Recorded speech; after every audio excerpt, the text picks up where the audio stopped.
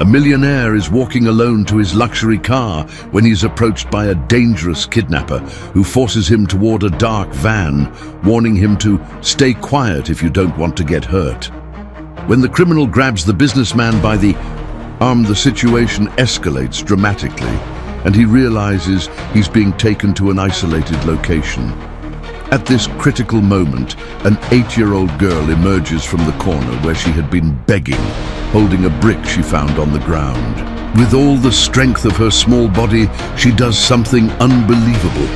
The raw, early Thursday morning air sliced through the fine wool of his expensive overcoat, a brutal contrast to the stuffy warmth of the boardroom Arthur Vance had just left. The negotiation had dragged on for hours, a ballet of numbers and clauses he conducted with a maestro's precision, but it had left his soul feeling hollow. His Italian leather shoes, normally silent on the plush carpets of his corporate empire, echoed with a ghostly loneliness in the deserted parking garage. The smell of damp asphalt and the pale glow of the few security lights created an atmosphere that felt alien to him, almost menacing. Arthur didn't belong in places like this, not at this hour. His world was one of mirrored glass, polished mahogany, and the gentle hum of success. Here, he was just a man, vulnerable beneath a starless sky. He quickened his pace toward his car, a luxury sedan that looked like a black panther sleeping amidst the grey concrete.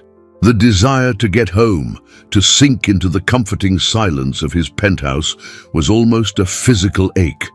That was when a shadow moved near one of the support pillars. Arthur stopped, his heart giving an uncomfortable lurch in his chest. His mind, trained to assess financial risk, was slow to process physical danger. He frowned, thinking it was a night guard, maybe a late-working employee. But the figure that emerged wore no uniform. It was a burly man, his face obscured by a hoodie, and his eyes glinted with a predatory intensity that sent a chill down Arthur's spine. "Evening, Mr. Vance." The voice was hoarse, a rough whisper that tore through the silence. "You're coming with me, quietly, if you don't want to get hurt." Arthur froze. This wasn't real. It was a scene from a movie, something that happened to other people on distant news reports. He, Arthur Vance, the philanthropist, the man whose name was on charter schools and children's foundations, couldn't be the target of something so crude. The assailant lunged forward and grabbed his arm with a force that felt like it could crush bone. The touch was a jolt of reality, violent and grimy. "Let's go. The van's right over there." He was dragged along, his feet stumbling in a rhythm dictated by fear. The facade of control he had spent his entire life building crumbled in an instant. Now he was just fear, pure and paralyzing. The dark van, parked strategically near the garage exit, looked like an open mouth ready to swallow him whole. Across the street, huddled by a dumpster, a small figure watched. Leah, 8 years old, recognized the man in the nice coat. He was the man who every Tuesday and Thursday without fail would stop his elegant car and give her a shiny quarter and sometimes a pastry wrapped in a napkin. Her eyes, accustomed to the harshness of the streets, saw what no one else did, kindness being dragged into the dark. The man relaxed his guard for a second, yanking open the van door and shoving Arthur inside. In that instant of inattention, Leah acted. Her small, soot-stained hand closed around a loose brick from the sidewalk. There was no thought, only a ferocious instinct to protect the one source of gentleness in her desolate world. With the strength that survival had given her, she hurled the brick. The object flew through the silent night air and struck the assailant's head with a sickening, hollow thud. The man let out a grunt of pain, staggering sideways, completely disoriented. The hand holding Arthur loosened. The van door was still open. The world seemed to stop, suspended in a tense silence, broken only by Arthur's ragged breathing. He was free, staring at his collapsed attacker and then into the darkness from where his unexpected salvation had come. He could barely breathe, his brain trying to comprehend what had just happened when he saw a pair of huge, frightened eyes staring at him from behind a pillar. The sound of the brick hitting the man's skull had been sharp, an ugly crack that echoed in the garages. Silence. For a second, the three of them were frozen in a surreal tableau, the attacker slumping to the side, hand to his head, a glazed look of confusion in his eyes. Arthur, heart hammering against his ribs, feeling the cold rush of freedom, and the girl, Leah, a tiny, trembling silhouette behind the concrete pillar, her eyes wide with a mixture of fear and defiance. The spell was broken by the man's groan. The instinct for self-preservation, buried by panic moments before, finally surfaced in Arthur. With a movement that surprised himself, he launched himself at the staggering assailant, using his body weight to bring him down to the pavement for good. He was not a fighter, but adrenaline gave him a strength he didn't know he possessed.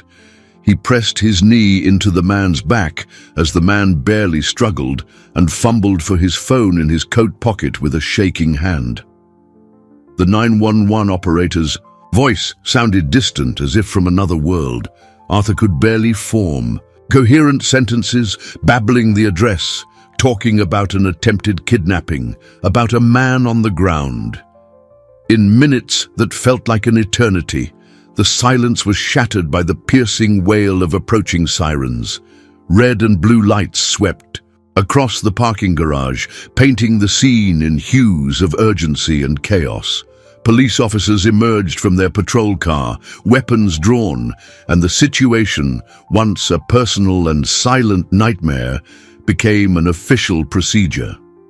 As the officers handcuffed the now semi-conscious assailant, Arthur's adrenaline began to subside, replaced by an overwhelming wave of gratitude.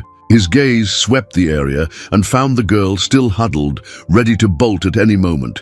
He approached slowly, hands raised, as one might approach a frightened animal. "Don't run," he said, his voice thick with an emotion he couldn't name. You saved me." Leah watched him, wary. Her hair was matted, her face smudged with dirt, but her eyes held a startling clarity. Arthur pulled his wallet from his pocket. His mind, conditioned to solve problems with money, defaulted to its factory settings. "I want to thank you. I want to give you a reward. Anything, money, a home, food, whatever you want, it's yours." He held out a thick fold of $100 bills, enough to change anyone's life. The girl looked at the money, then at his face. She shook her head, a barely perceptible motion. In a shy voice, almost a whisper, she spoke the words that would dismantle Arthur's world. "You don't have to. You were always nice to me. I couldn't let the bad man take you." The simplicity of that statement hit him harder than the attack. This child, who had nothing, had acted not for hope of gain, but out of pure, genuine loyalty to a stranger who gave her pastries. He felt small, ashamed of his first reaction. He put the money away, the lump in his throat tightening. He saw now, with a painful clarity, that she had no idea of the gravity of what she had done. To her, it was a simple act of reciprocation. To the real world, it was a declaration of war against dangerous people. As he was thinking about how to protect her, the officers hauled the attacker to his feet to lead him to the patrol car. The man, now more alert, scanned the scene, and his gaze locked onto Leah. For an instant, a spark of pure hatred flared in his eyes. He leaned toward her, and before an officer shoved him into the car, his hoarse voice cut through the air with a hissing venom. "I know who you are, little rat, and I know where to find you." The assailant's words hung in the cold air, an invisible poison that seeped into Arthur's lungs. "I know where to find you." It wasn't a shout, but a whisper heavy with promise. Arthur saw Leah flinch, an instinctive recoil, but her face remained strangely impassive, a mask of street-forged resilience that was more disturbing than any tear. The officers pushed the man into the squad car and slammed the door with a metallic thud, But his threat remained, echoing in the silence that followed. Arthur felt a chill that had nothing to do with the night's temperature. He looked at the girl, at her fragility and her unnerving strength, and a terrible certainty washed over him. The nightmare hadn't ended when he broke free. It was just beginning, and now she was at its center. At the precinct, the smell of stale coffee and disinfectant hung in the air.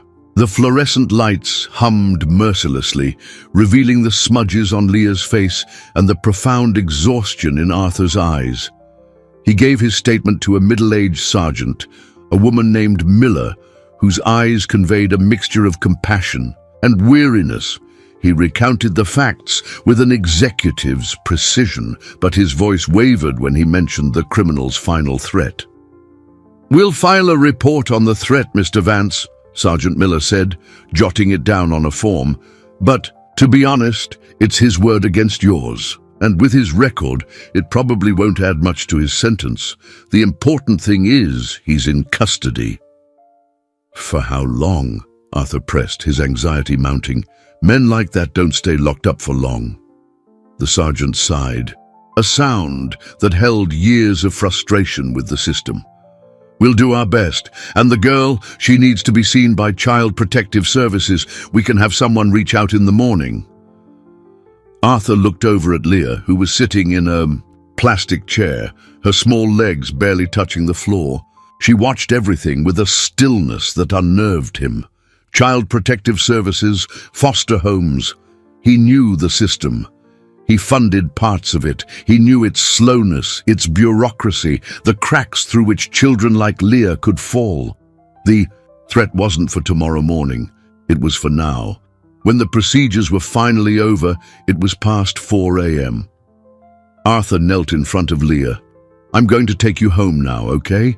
You just tell me where it is and my driver will take us." She met his gaze with her large, serious eyes. "I don't have a home." The simple sentence, delivered without a trace of self-pity, hit Arthur like a physical blow. He blinked, trying to process it. "What about your parents? Where are they?" "Don't have any," she replied, with the same casualness someone might say they don't have a coat. In that moment, Arthur Vance's world, built on pillars of logic, control, and detached philanthropy, crumbled. He didn't see a statistic or a case for social services. He saw a child, an 8-year-old hero who was utterly alone and had just painted a target on her back to save him. A wave of responsibility, as powerful and overwhelming as the fear he'd felt hours earlier, washed over him. He couldn't hand her over to a system that might protect her or might not. "Right," he said, his voice firm for the first time that night. "Then you're coming with me. We're going somewhere safe for now." He took her to a discreet hotel, far from his usual haunts. The girl was mesmerized by the elevator, the soft carpet, the big white bed. For a moment, Arthur felt a flicker of normalcy, the satisfaction of providing comfort. He left her in the room, locked the door, and stepped into the hallway to call his head of security, arranging for discreet surveillance on the location. When he returned a few minutes later, he saw something on the doormat in front of the room's door. He bent down, confused, and his blood ran cold. There, small and still, was a dead rat, carefully placed right in the center of the mat. The message was unmistakable. They already knew where she was. The dead rat on the doormat was a silent scream, a grotesque violation that turned the anonymous sanctuary of the hotel into an extension of the dark parking garage. Arthur's heart hammered against his ribs. How? How had they found her so quickly? Cold sweat broke out on his forehead. He hadn't told anyone about this hotel except his head of security, a man he trusted implicitly. The thought of a betrayal, so close, so immediate, was inconceivable. But the evidence was there, still and macabre, just inches from where Leah slept. He quickly scooped up the animal with a tissue, disposed of it in a hallway trash can, and re-entered the room, the click of the lock sounding obscenely loud. Leah was fast asleep, curled up in the middle of the immense bed, looking even smaller and more vulnerable. Sleep, for her, was a rare and precious escape, and Arthur felt like a monster for knowing that the danger had followed her even here. He spent the rest of the night in an armchair, watching the door, his mind racing, trying to connect the dots of a terrifying puzzle. The attacker's network was faster, more efficient than he could have ever imagined. This wasn't the work of a lone criminal. This was organized. The next morning, he tried to mask his anxiety with a forced normalcy. He ordered a lavish room service breakfast, and Leah ate with an appetite that was both healthy and heartbreaking. She had never seen a croissant before, and her genuine delight in the flaky pastry was a stab to Arthur's heart. He was showing her a world of comforts, but he was also dragging her into the center of a nightmare. He needed to act, but he was out of his element. His power lay in boardrooms, in contracts, in financial influence. Against whispered threats and dead rats at hotel doors, his money felt like a paper shield. Still, it was the only weapon he knew. He called Helen, his lawyer and longtime friend, a pragmatic, sharp woman whose calm in a crisis was legendary. "Arthur, what happened? You sound terrible," she said. He summarized the night, his voice low so as not to wake Leah, who was now drawing on a hotel notepad. He told her about the kidnapping, the brick, the threat, and finally, the rat. A heavy silence settled on the line. "This is intimidation, Arthur," Helen said finally, her voice grave. "And it's well planned.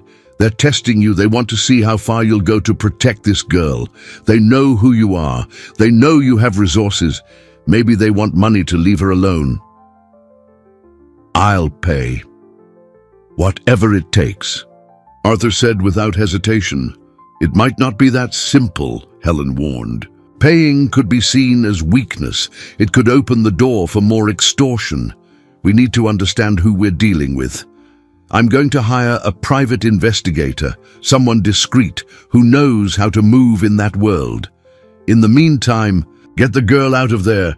Take her somewhere only you know. No security, no drivers, no one." The poison of suspicion entered his thoughts. His head of security, one of his drivers, someone in his company?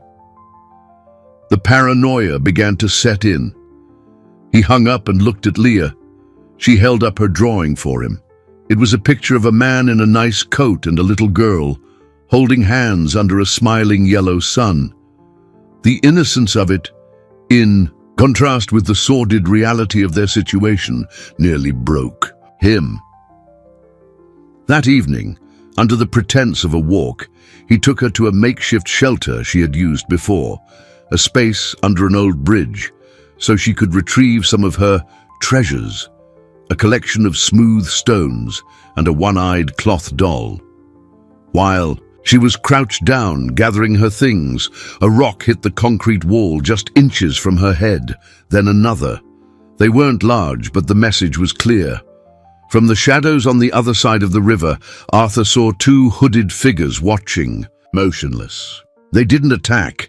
They just watched. They were showing him they knew everything, that they could get close whenever they wanted. Leah flinched, her courage finally cracking. She looked at Arthur, her eyes filled with a terror he hadn't seen before. "They're here," she whispered, her voice trembling. The sound of the rocks hitting the concrete was pointed and methodical, a macabre countdown. Arthur instinctively grabbed Leah's arm, pulling her back, shielding her with his own body. The figures across the river didn't move, two statues of ill omen against the faint city glow. They didn't need to get closer. The distance in that moment was a more powerful weapon, a demonstration of reach and control that made Arthur's blood run cold. They weren't there to attack. They were there to terrorize, to prove that no place was safe, not even the most secret refuges of a homeless child. Leah's bravery, which had seemed unshakable, finally broke. The tremor in her body was real, deep, and the look she gave him was a silent plea that pierced Arthur's soul. "We're leaving.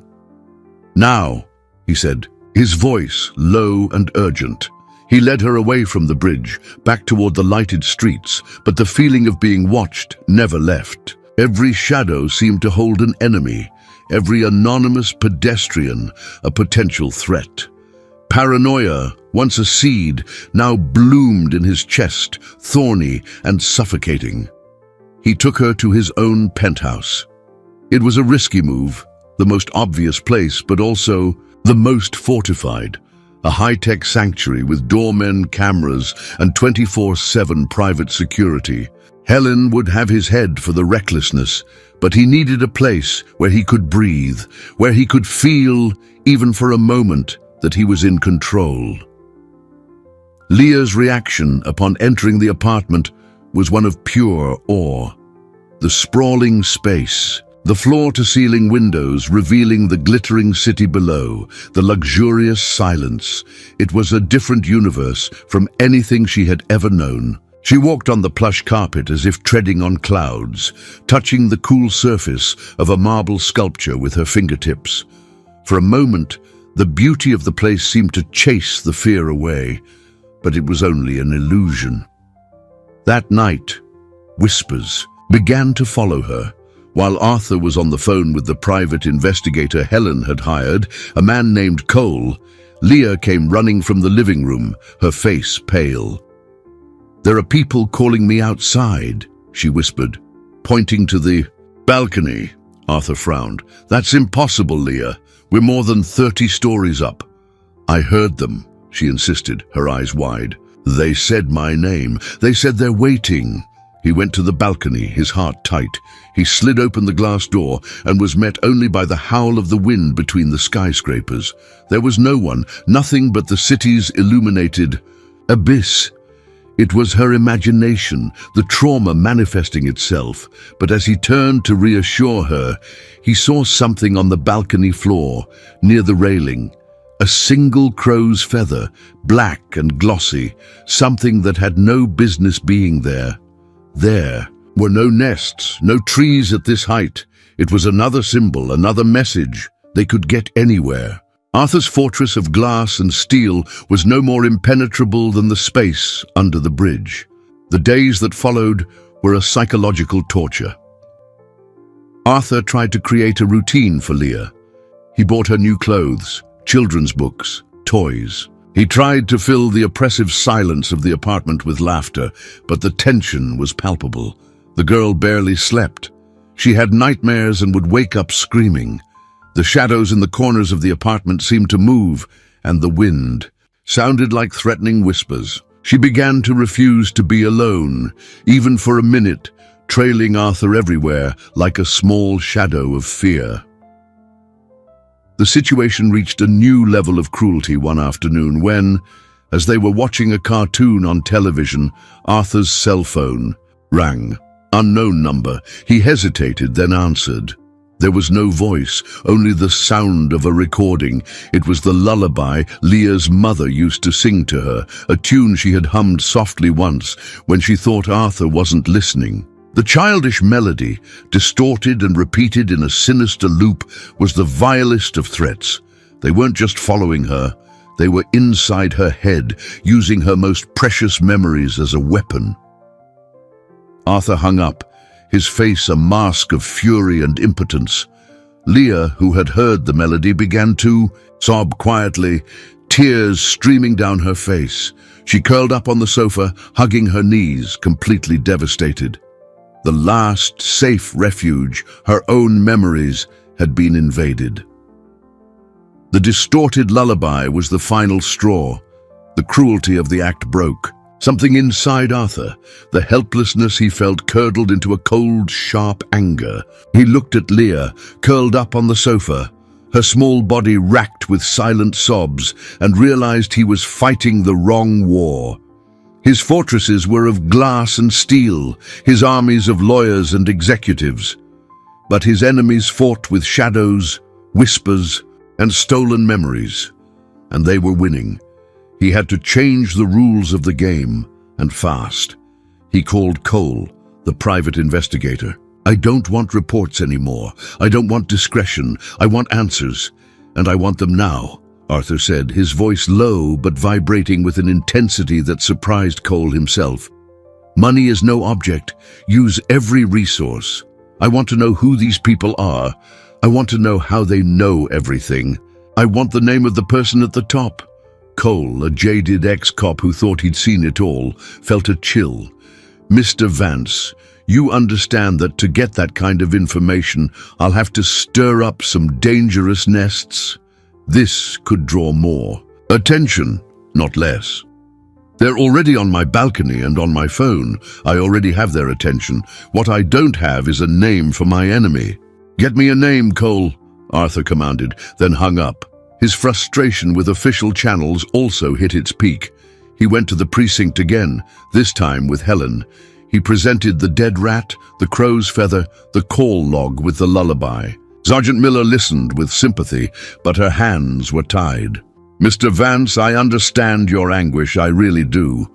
But all of this, it's circumstantial evidence.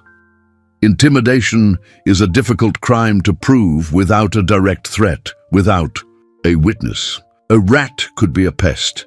A feather could be the wind. A phone call could be a sick prank. Legally, we don't have enough to act. So you're going to wait until something happens to her? Arthur exploded, losing his composure. You'll wait until they actually hurt her to have something concrete? Those are the rules of the system we work in, the sergeant said, exhaustion plain in her voice. Arthur left the precinct feeling trapped.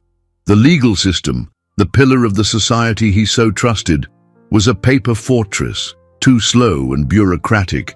To protect a child in imminent danger, he was on his own in this, he and Leah.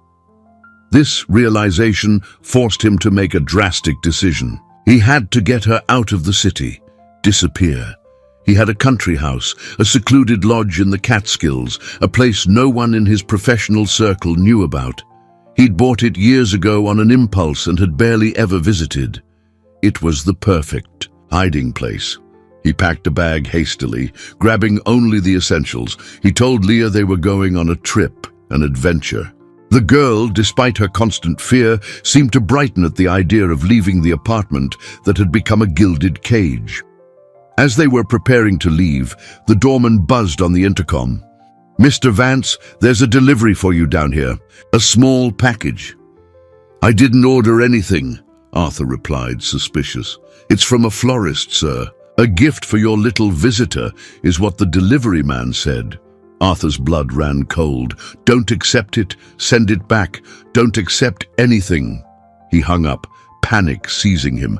They knew she was there. They knew his plans to leave. He ran to the window, peering down at the street below. And then he saw him. Across the avenue, an ordinary-looking man holding a bouquet of flowers stared directly up at his window.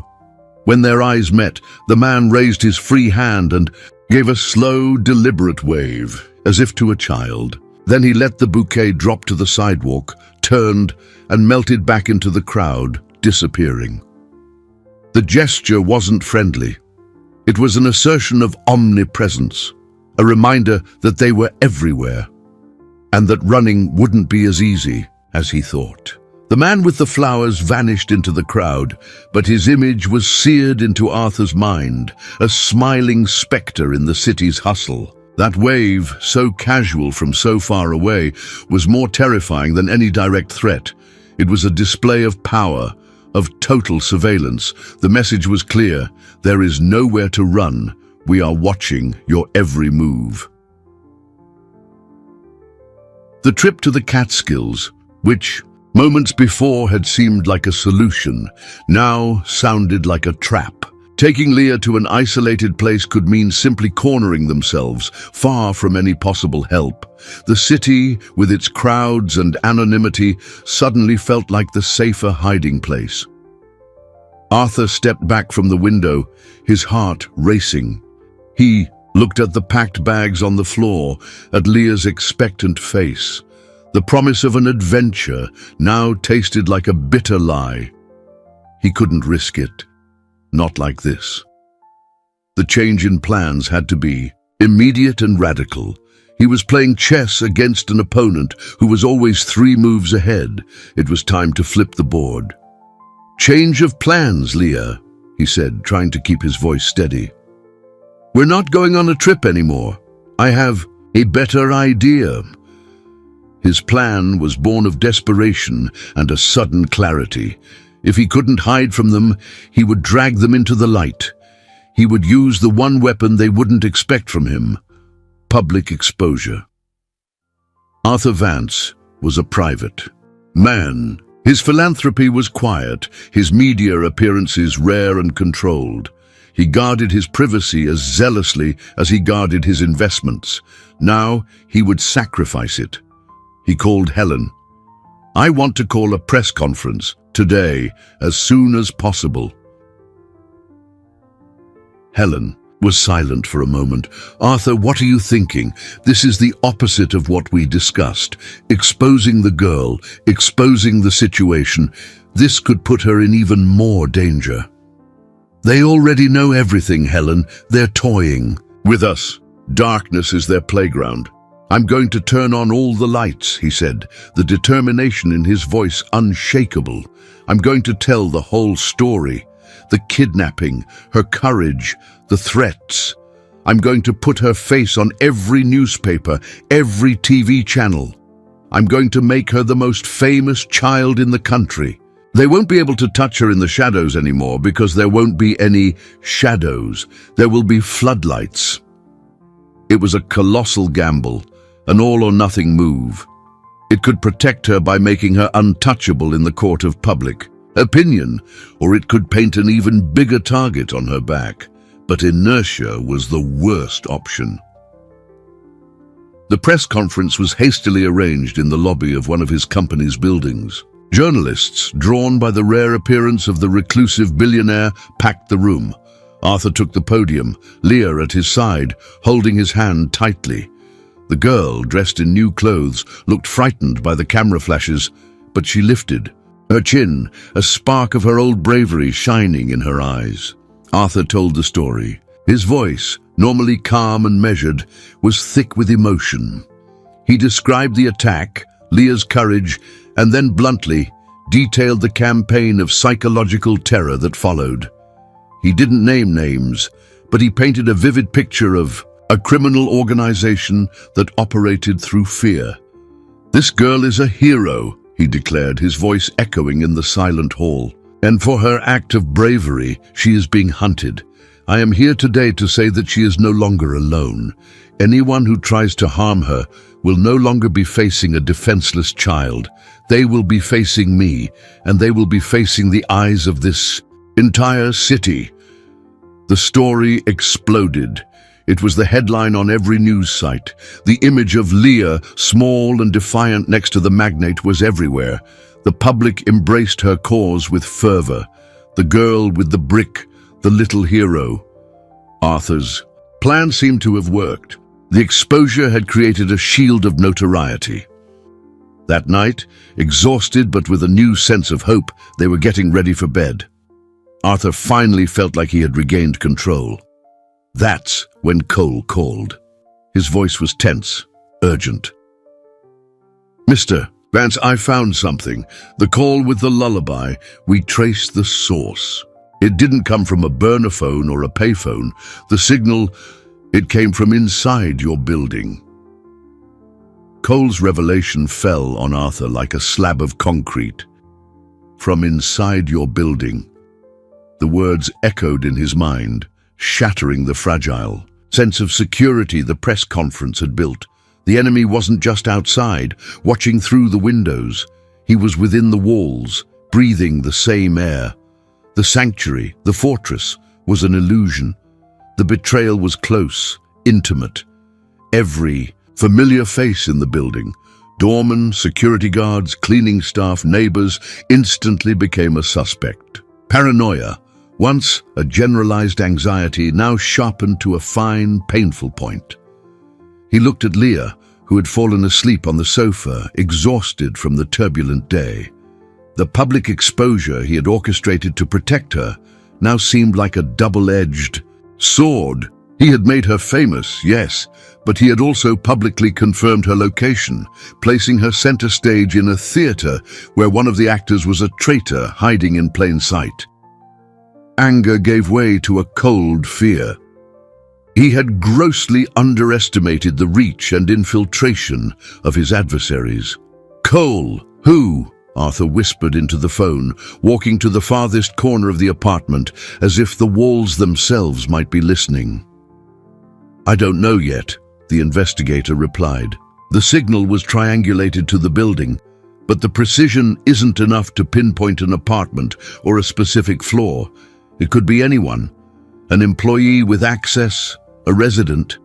It could even have been someone who piggybacked off a resident's Wi-Fi network. What this tells us, Mr. Vance, is that they have resources and technical know-how. These are not amateurs. Arthur hung up, feeling the weight of the world on his shoulders. He walked to the massive window, staring down at the city below. The lights that once symbolized his success now seemed like a million watching eyes. He felt like a fish in a bowl, every move exposed. The relationship with Leah also began to deepen and complicate. Their shared trauma and forced proximity had forged a powerful bond. He was no longer just a benefactor. He was her sole protector, the only constant in her chaotic world. And she, to him, had become more than a responsibility. Her resilience, her stubborn innocence in the face of terror, was a source of strength he hadn't known he needed. He began to teach her to read, spending hours sitting on the floor with colorful children's books. In these small islands of normalcy, the fear seemed to recede. Leah was a quick study, absorbing knowledge with the same intensity with which she absorbed life. She started calling him Arthur, no longer Mr., and the subtle shift in her tone carried a weight of familiarity and trust that both warmed and terrified him. He was growing attached to her in a way that left him vulnerable. The fear of losing her was now a personal terror, not just a moral imperative. The challenges, however, grew more complex. Leah's sudden fame attracted not only sympathy but also the scrutiny of the media and social services. Social workers began making regular visits, questioning Arthur's suitability as a temporary guardian. They were professionals, doing their jobs, but every question about his past, about his fitness to care for a child, felt like an indictment. He, the man who controlled an empire, now had to prove he was fit to be a father. The external pressure was relentless, but the internal pressure was worse. One night, Leah woke from a nightmare, screaming. Arthur rushed to her room to find her sitting up in bed, trembling. "I dreamed about the bad man," she sobbed. "He wasn't alone. There was another man with him. A man I know." Arthur sat beside her, his heart tight. "Who, Leah? Who was the other man?" She shook her head, tears streaming down her face. "I don't know his name, but I've seen him before. He worked in the building where you have your big office. He cleaned the floors." Leah's revelation hit Arthur with the force of a physical blow. He cleaned the floors. An anonymous figure, a face in the crowd of staff who moved through his empire daily. Someone he had likely passed dozens of times in the hallways without ever registering his existence. The betrayal wasn't just close, it was invisible, hidden, in plain sight. The criminal network didn't need sophisticated hackers or high-level corporate spies. They had something far more effective. The overlooked man, the one who hears everything because no one ever notices him. The one who would know his schedules, the meeting rooms, the garage he used. The one who could have planted the crows, a feather on his balcony, or made the call from a co-worker's unattended phone. "Are you sure, Leah? Try to remember his face," Arthur urged, his voice controlled despite the urgency he felt. Leah closed her eyes, her small face scrunched in concentration. He was tall, and he had a little scar near his eye. He was always whistling a song, the same song. She began to hum a simple, out-of-tune pop song that Arthur vaguely recognized. The description was thin, but it was more than he'd had. It was a thread to pull. The next morning, he didn't go to the office. He sent a message to his COO requesting, under some vague pretext, the complete list and ID photos of all third-party cleaning staff from the last 6 months. When the file arrived in his inbox, he opened it with his heart in his throat. He sat with Leah in front of the computer screen. "We're going to play a game," he said, trying to sound casual. "A memory game. You tell me if you recognize any of these faces." He scrolled through the photos slowly, one by one. There were dozens of faces, men and women of all ages, most with tired smiles or neutral expressions for the ID camera. Leah stared intently, shaking her head no at each one. Arthur began to feel his hope dwindle. Maybe it was just a nightmare, a creation of her traumatized mind. Then he stopped on one photo, a tall, middle-aged man with a vacant stare. And there, almost imperceptible in the low-resolution image, was a small white scar next to his left eye. Before Arthur could say a word, Leah's finger shot out and tapped the screen. "That's him," she whispered, her voice trembling. "That's him." The name on the file was Ricardo Diaz. Hired 5 months ago. Clean record. No red flags. A ghost. Arthur felt a chill. He forwarded the photo and name to Cole immediately with a single instruction: find him. The discovery, instead of bringing relief, deepened the chasm of distrust. If a janitor was an informant, how many others could there be? How high up did the rot go? He started looking at his closest executives, his assistants, even Helen, his friend, with a sliver of doubt. Trust, a pillar of his life and his business, was crumbling. This erosion of trust began to affect his relationship with Leah.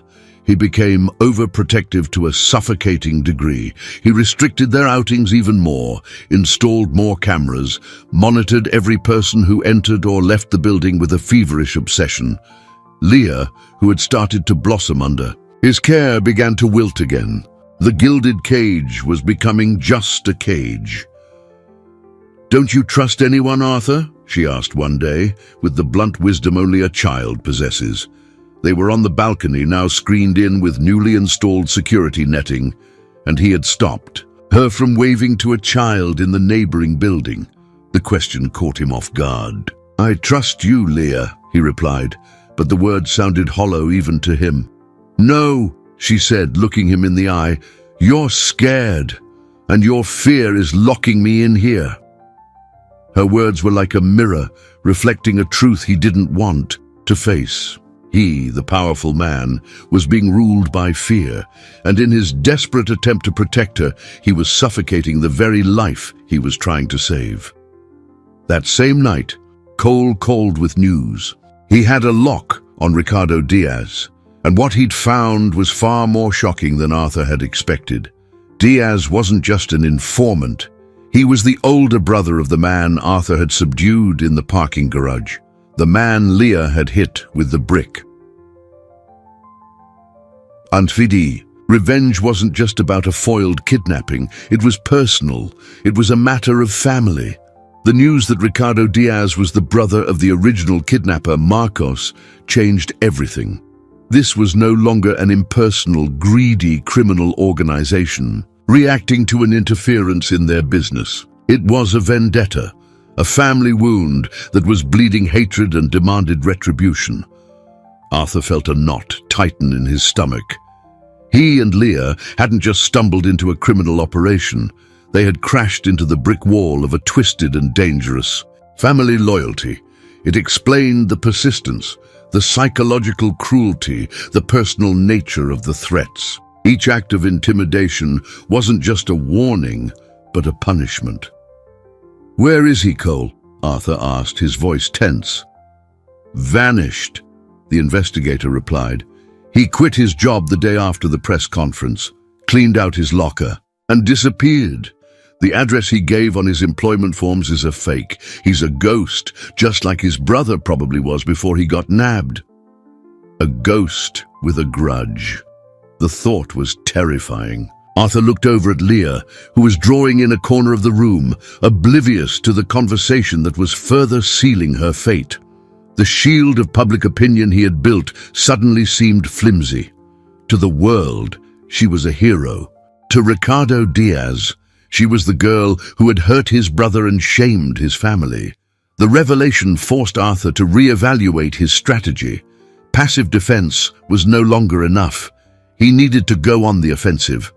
But how do you fight an enemy with no face and no address?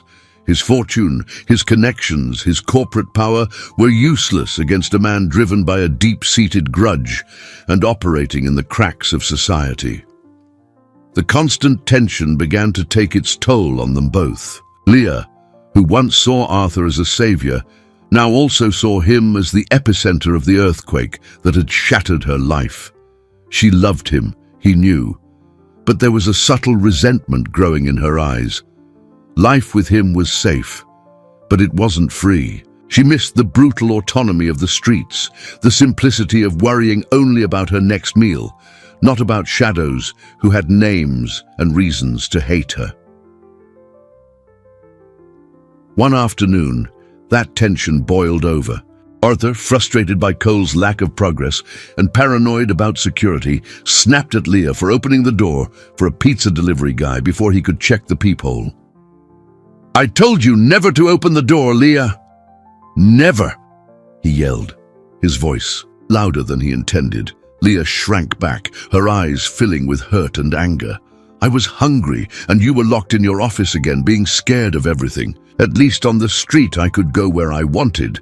I didn't have a guard watching me all the time. On the street you almost died, and it was to save me," he shot back, desperation leaking into his voice. "And now I'm dying in here," she screamed back, the tears finally breaking free. "I hate this life. I hate being scared all the time. I wish I'd never thrown that brick." Her words hit him like a punch to the gut. "I wish I'd never thrown that brick." The phrase, born of a child's pain and fear, was the cruelest weapon Ricardo Diaz could have possibly used, and he hadn't even needed to be there to wield it. Arthur stood speechless, watching the girl he was fighting so hard to protect turn against the very act that had brought them together. He saw now, with devastating clarity, that it wasn't enough to protect her physically. He had to heal the wounds his protection was inflicting. He knelt in front of her, his pride shattered. "I'm sorry, Leah. You're right. I am scared, and I'm turning my fear into a cage for you. That's going to change, I promise." That night he made a decision. If he couldn't find Ricardo Diaz, he would make Ricardo find him. But this time, it would be on his turf, on his terms. He called Cole. "I have a new plan. Stop looking for Ricardo. We're going to make him come to us, and we're going to be ready." He knew it was a high-risk gamble. He was using Leah as bait, a thought that disgusted him, but it was the only way to end this. He looked at the sleeping girl, an exhausted angel in a war she didn't ask for. "I'm going to fix this, little one," he whispered. "Whatever it takes." Arthur's plan was as dangerous as it was simple. Create a routine, a semblance of normalcy, predictable enough to lure Ricardo Diaz into a trap. It was a war of nerves, a line cast into the darkness in the hope that the predator would bite. The decision gnawed at him. Using Leah, even to ultimately protect her, felt like a betrayal of the silent vow he had made to keep her safe. Every forced smile, every casual outing he planned was tainted with guilt. He began taking Leah to a small park near the building every afternoon, always at the same time. The park was open, with few places to hide, and Cole and his small team of discreet operators would be positioned, watching from every angle. At first, Leah was suspicious. The sudden freedom, after weeks of confinement, felt wrong. "Why are we coming here every day?" she asked on the third afternoon, swinging slowly, her eyes scanning the surroundings with a caution no child her age should possess.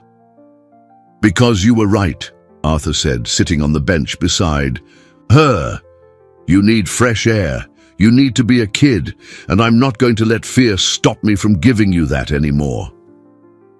The answer was truthful but incomplete, and he hated the omission. Gradually, however, Leah began to relax.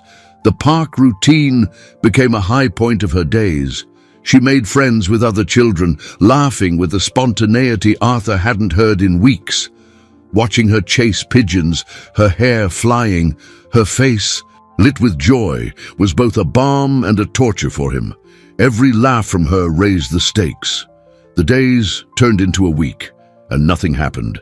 The tension was excruciating. Cole called every night with the same report. No sign of him. All clear. Ricardo's absence was almost more unnerving than his presence. Was he watching? Was he waiting for the perfect moment? Or had he simply given up and disappeared? The uncertainty was a slow poison. Arthur began to doubt his own plan. Perhaps he had been arrogant to think he could predict the movements of a man driven by revenge. Perhaps he was just exposing Leah to needless danger day after day. It was on a Friday afternoon, nearly 2 weeks into the plan, that things changed.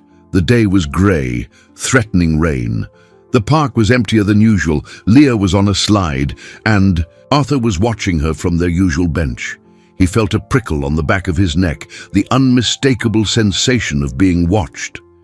His eyes methodically scanned the perimeter. And then he saw him. Across the street, standing by a newsstand, was a man. He wasn't tall like Ricardo, nor did he have a scar.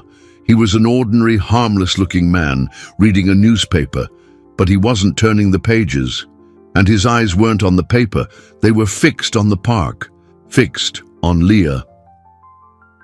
Arthur took out his phone and sent a coded text to Cole. "Observer, newsstand, east." The reply came in seconds. "Spotted, not our guy. Stay calm. Could be a scout." A scout. The gears of the trap were finally turning. Arthur felt a surge of adrenaline and fear. He had to maintain normalcy. Any sign of panic could spook the target. He forced a smile and waved at Leah, who grinned back, oblivious to the gathering storm. The man at the newsstand folded his paper, tucked it under his arm, and began walking slowly, not toward the park, but away from it. Cole's voice whispered in the earpiece Arthur was wearing, "He's on the move. We're on him. Stay put. Maintain the routine." But something was wrong. Arthur felt it in his bones. It was too easy. A single scout, so obvious. It wasn't their style. It was a feint, a distraction. His eyes shot back to the park, scanning every corner, every face. And that's when he saw him. Not across the street, but in the park. An ice cream vendor he had never seen before. He was pushing his cart slowly, approaching the playground area. He was tall, and as he turned slightly to serve a child, the flat afternoon light caught a small white scar next to his left eye. It was Ricardo. And he was less than 30 feet from Leah. Arthur's world contracted, narrowing into a tunnel of dread that had Ricardo Diaz at one end and Leah at the other, the ice cream man. The perfect bait, the camouflage of normalcy. The scout across the street had been a masterstroke. A chess piece moved to draw the eye from the real attack. Cole and his team were blind, chasing a ghost while the wolf entered the pen. For a moment, panic paralyzed Arthur. His muscles locked, his breath caught in his chest. Yell? It would cause a pandemonium, scare Leah, and might give Ricardo the chaos he needed.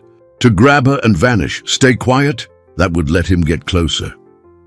"Cole, it's a misdirect," he hissed into the mic, his voice a taut thread of sound.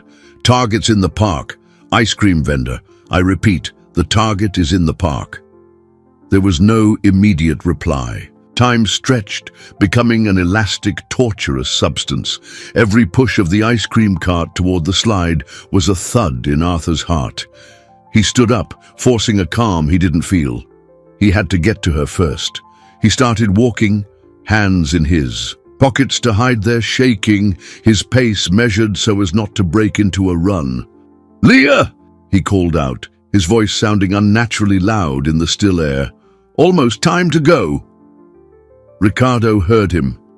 His head snapped in Arthur's direction, and for a fraction of a second, their eyes met over the heads of the children. The disguise fell away. The expression on Ricardo's face was no longer that of a friendly vendor. It was a mask of pure, concentrated hatred.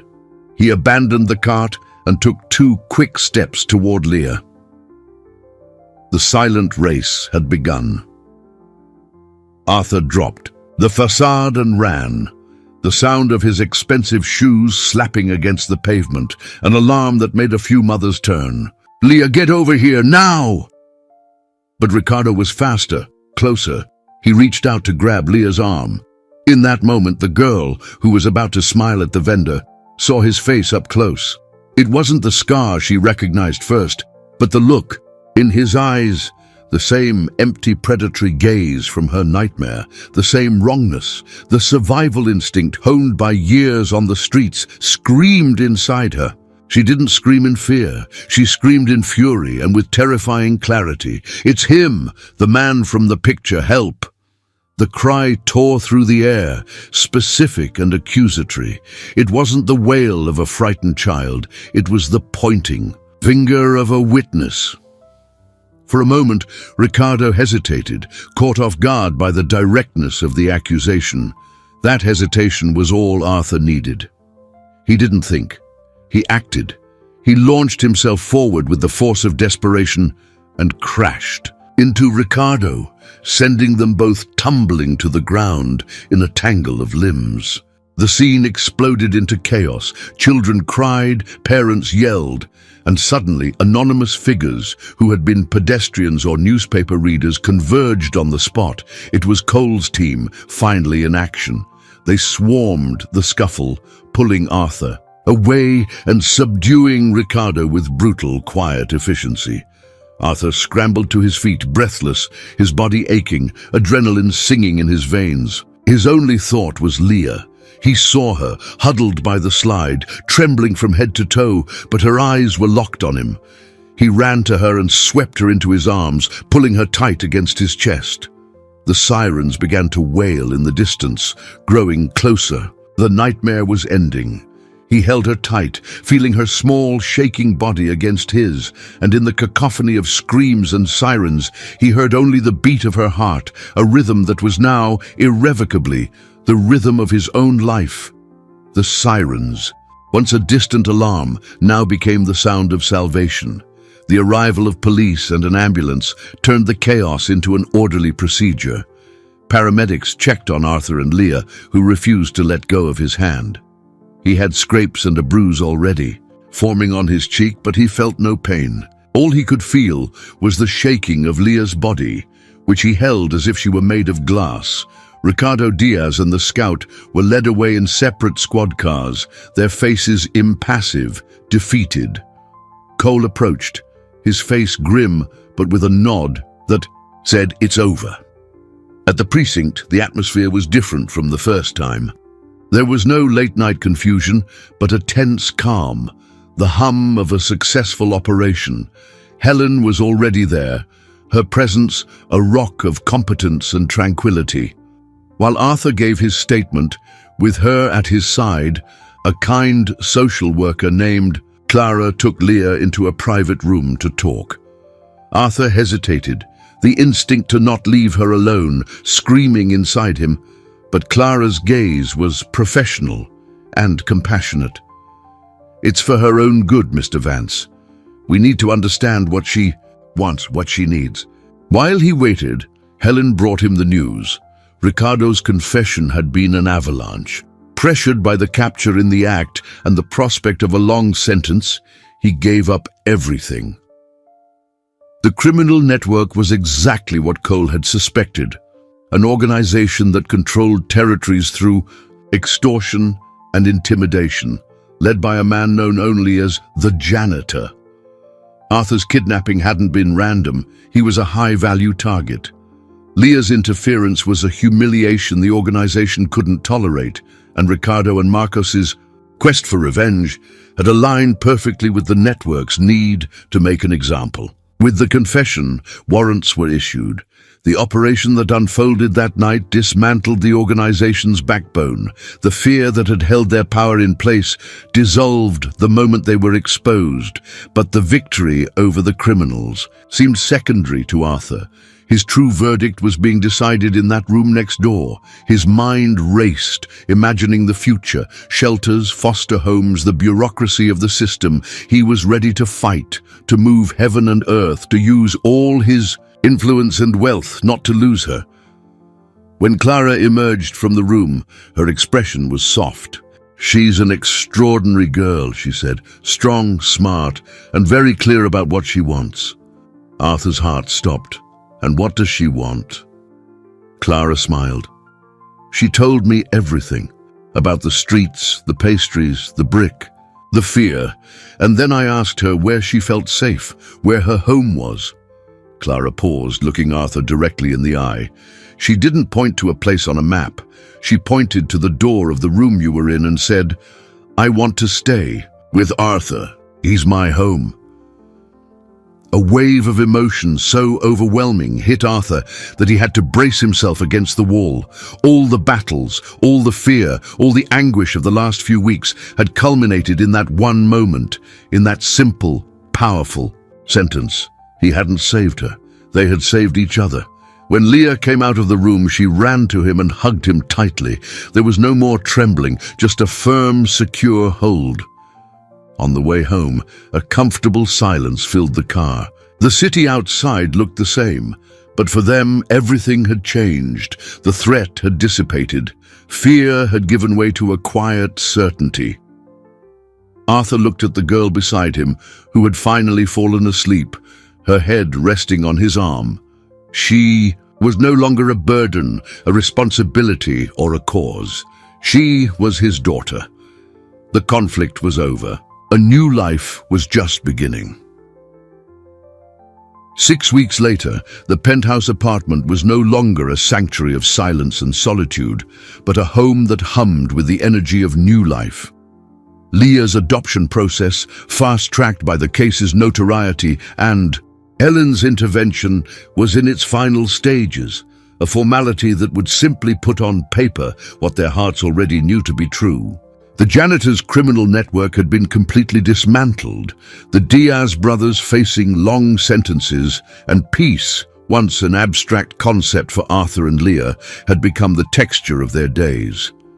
Leah now read entire books by herself, her laughter echoing through hallways that had once known only the footsteps of a lonely man. The transformation was visible in her, in the healthy glow of her skin, in the confidence with which she took up space in the world. But the greatest change had occurred within Arthur. He was no longer the man who had walked out of that late-night meeting. The control he had so prized was replaced by a vulnerable surrender to love. His empire, once the center of his identity, was now just a tool for a greater purpose. In his immaculate home office, in place of a business award, there now rested on a velvet pedestal a crude, imperfect object, the brick. It was a daily reminder, not of his fragility, but of the strength that can emerge from the most unexpected places. Inspired by their journey, he had established the Leah Foundation, a comprehensive and aggressively funded program not to build buildings, but to create real, immediate safety nets for children on the streets, with rapid response teams, secure shelters, and above all, a promise that no child who asked for help would be lost to bureaucracy. It was his new legacy. That Thursday afternoon, he picked Leah up from school. She ran toward him, her book-filled backpack bouncing, her face radiant. "Dad, can we go by that place?" she asked in the car, a question she asked every so often. He smiled. Of course we can. He drove to the parking garage, the same one where it all began, but the place was unrecognizable.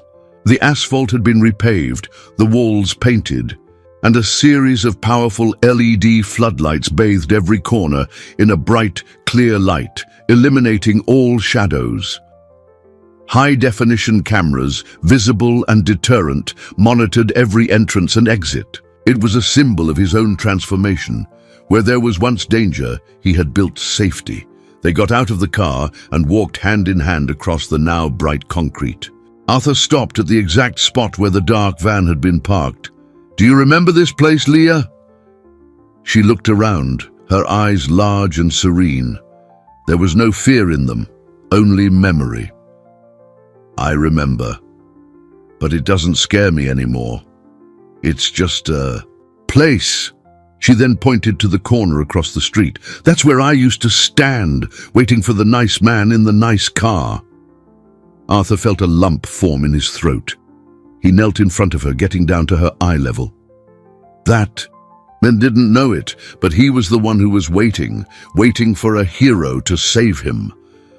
Leah beamed, a genuine smile that lit up her entire face. She hugged him tightly, and in that embrace, in the middle of the transformed parking garage, the circle was complete. Arthur Vance had learned that true wealth wasn't in his vaults, but in the courage to fight for the one who saved him. And Leah, the girl who threw a brick to protect kindness, discovered that the bravest act of her life had not only saved a man, but had built for herself the home she had always dreamed of. The greatest heroism, they both understood, lies not in the absence of fear, but in the decision to act in spite of it, proving that sometimes the smallest hands can rebuild the world.